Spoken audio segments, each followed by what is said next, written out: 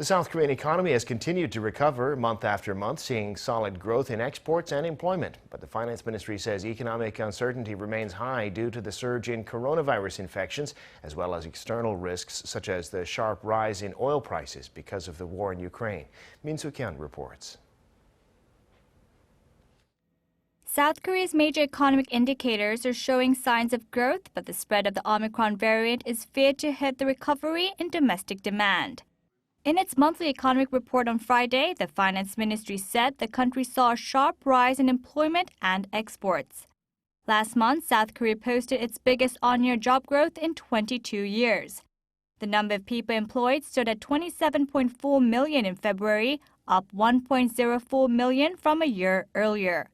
Exports also extended their growth, rising by more than 20% on-year on the back of solid outbound shipments of semiconductors and petroleum products. Despite these encouraging numbers, however, the finance ministry expressed concerns over domestic demand. Recently, the Korean economy has continued to show a solid growth in exports and employment, but there are concerns over constraints to recovery in domestic demand due to the COVID-19 variant. Following a surge in new infections, South Korea's consumer confidence fell in February. The composite consumer sentiment index stood at 103.1 last month, down 1.3 points from the previous month.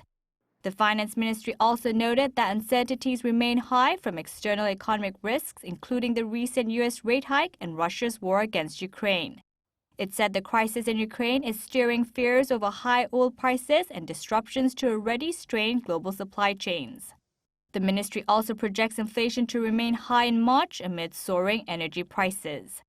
South Korea's consumer prices in February jumped 3.7% from a year earlier, topping 3% for the fifth straight month.